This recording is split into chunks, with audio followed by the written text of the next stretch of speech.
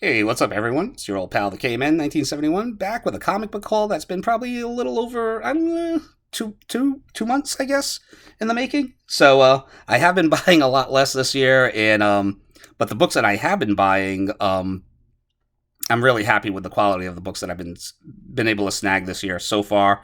Even though it's been a lot less volume wise, the quantity has been really good, and especially seeing we're in that year of price corrections going on. As a seller, it stinks, but as a buyer and a comic book fan, it's been great. I've ended up picking up several major keys this year from just buying less and the prices going down.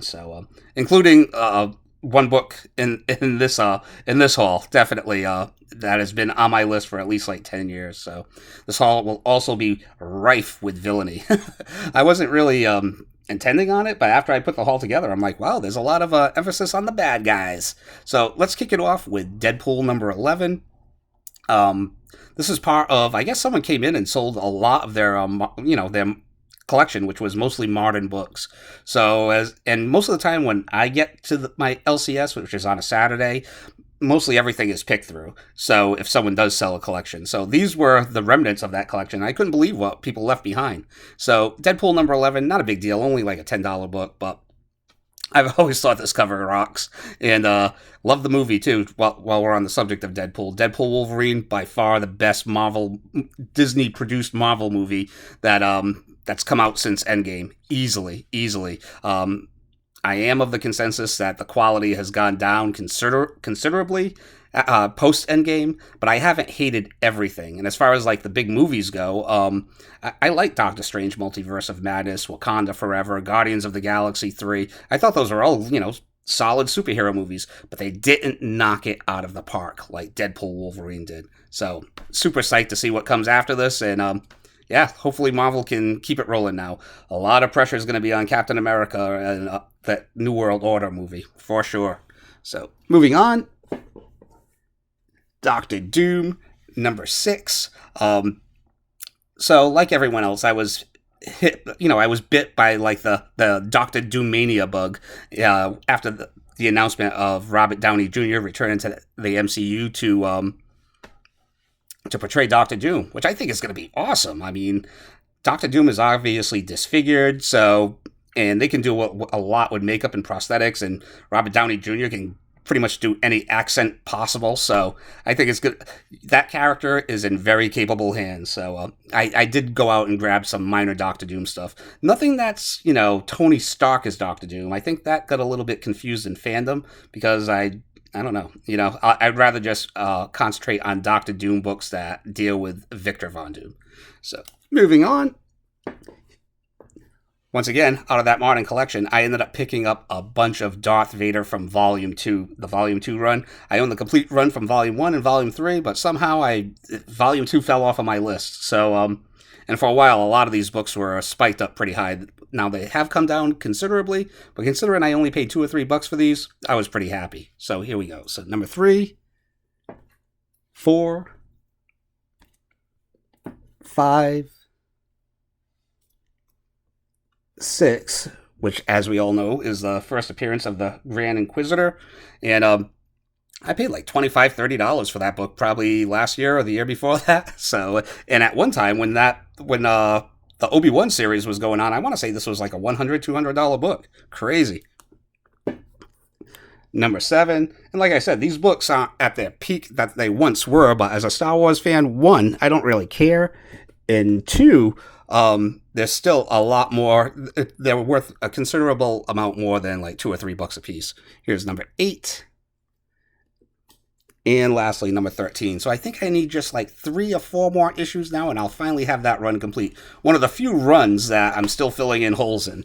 But pretty cool. Well, let's just keep it going with the modern collection. Captain Marvel, number 1. That's something that I'll probably put into my sell pile, along with this. Number 7, which is the first time her cat came out as a Florgan, I guess. And lastly, number 14, which was probably the big pickup of that day. And as we all know, this is the cameo appearance of Kamala Khan, which I have to say, I've never actually seen it before. And that is some pretty weak sauce as far as a cameo goes. It doesn't even look like her at all. But hey, for $3, $2, why not? So I did pick up a couple of minor keys while I was there. Hero-gasm, number 1, which of course is the first appearance of a Soldier Boy. And, well, this isn't a key, but Beavis and Butthead number 10. And this is kind of like an infamous comic because it has that scene where it's a fanboy dream, basically, of Black Cat and Silver Sable not using very subtle double entendres, let's just say. But good stuff. Marvel Tales number 142. I'll most likely never own Amazing Spider-Man number 5, but this was pretty cool. I love these old school reprints. Speaking of which, Marvel Tales number 209, which reprints the first appearance of the Punisher, but this is the reason I pick it up all the time is for this Mike Zeck cover, and it is a minor key. Fantastic Four number 245, which this was like, I don't think it's anything. I think it's pretty much back to just being a filler issue, but this is the first time that Franklin Richards appears as an adult, I guess. Dazzler number 22. Now I'm pretty sure that I have all of Rogue's appearances prior to joining the X-Men, which, just as an X-Dork, this doesn't really go for anything, but I was pretty happy about it. And the other minor key that I picked up at my regular LCS was this really nice condition, Captain America King Size Annual number 4. This thing is just like, holy Kirby crackle going on here. Oh, one more. Of course, how could I forget this? Marvel 2-in-1 number 64, which is the first appearance, the first cameo appearance of Sidewinder and I guess the Serpent Society? I don't know. What is very cool about this, though, is interiors are done by George Perez, so there we go. So I also wanted, seeing this is just a cameo appearance, I kind of wanted to pick up number 65 as well, so then that was what motivated me to go to my backup LCS. So, these next, I believe, 9 books are all for my backup LCS. And while I only paid $3 for number 64, I did pay like $10 for this one. So, I don't even know why he had this hiked up at that already. There was probably some prior speculation.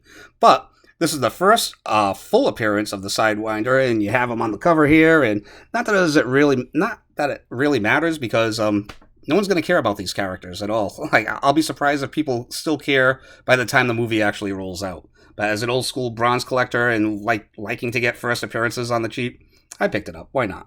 But I would definitely not be paying like $25, $30, $40 or what some people have paid online. But t-shirt, their own. I also hit up while I was there the Supervillain Team-Up section looking for a particular issue. And while that issue wasn't there, I ended up picking up all of these, which are really nice. Supervillain Team-Up number 10, 11, 13, and I was psyched to pick up this. This is my second copy of Supervillain Team-Up number 14, which features the first encounter between Doctor Doom and Magneto. So, pretty dope. Very nice John Byrne cover, too. And this has also been my spot, where I go to grab my some nice DC Bronze Age horror. So here's House of Secrets number 116, 149, and 151. Also picked up a copy of Justice League of America number 123, I believe. And this is the first appearance of Earth Prime, which if you're wondering what Earth Prime is, it's the Earth that we're on right now while you're watching this video, according to DC. So the last couple of books here are all of my online pickups. So Avengers Prelude, been trying to knock off my Marvel Cinematic covers. So and who doesn't like a ScarJo cover? I mean, come on.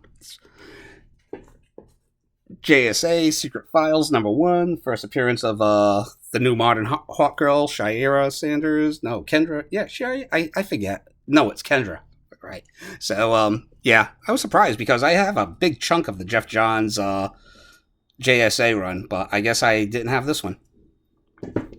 Black Panther number 36, and love me an old, wow, well, this isn't an old school anniversary issue, but this is an anniversary issue in like the old school style, and it has it actually reprints Fantastic Four number 52, and I believe number 53 as well, which is the first appearance of the Black Panther and first appearance of Claw, or maybe it's 54. I can't remember.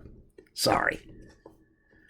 Avengers number 76. Now, I love first encounters between major characters, and this is the first time that Scarlet Witch met the Vision, so I think that's pretty neat.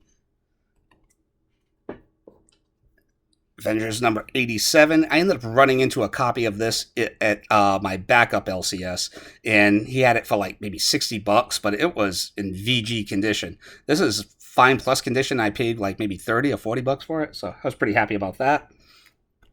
A rare Midtown Comics pickup.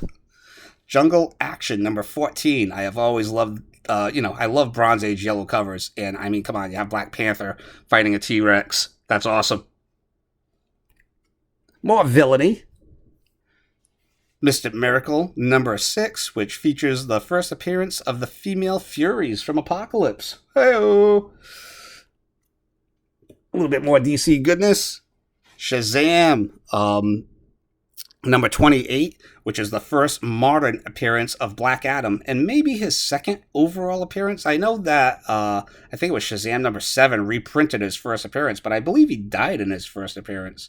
I've never read the issue, so, but I want to say this is, well, it's definitely his first modern appearance, and, pretty sure it's his second overall appearance too. I'm not sure. But talk about a book that has fallen from grace. This is a very fine plus copy, and I paid maybe like, I think either $60 or $70 for it, shipping included. So very happy about that. And here was the book that I was initially looking for at my backup LCS.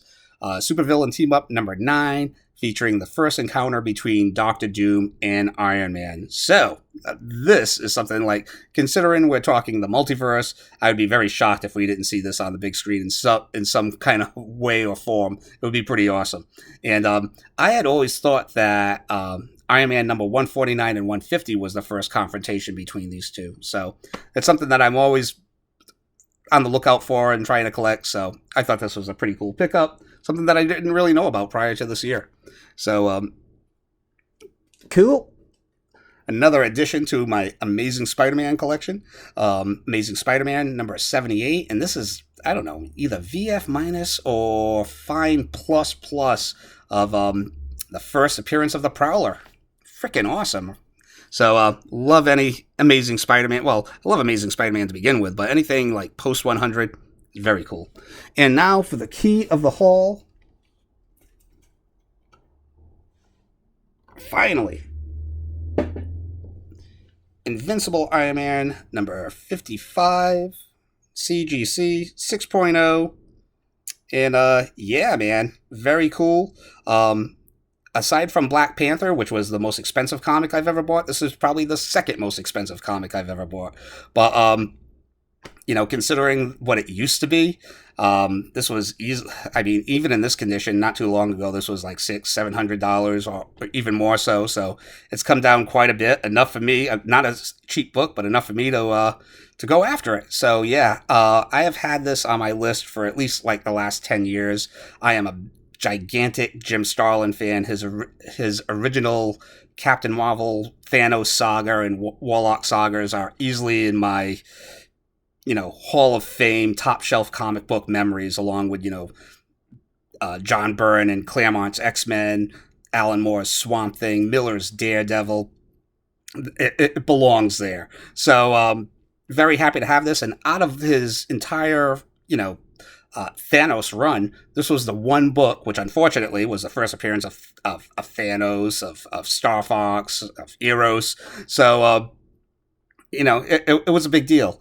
So, and it had a big price that I didn't really want to pay. So now, finally, I have that entire run complete. I might even do a mini video on this, or maybe my first short, because this was one of those storylines that kind of predate predates the big Marvel crossover or the comic book crossover of today, because this was a story that ran through Iron Man, mostly Captain Marvel, but it ran through Iron Man, Marvel Feature, Daredevil, the Avengers. So very cool stuff. So first appearance of Thanos.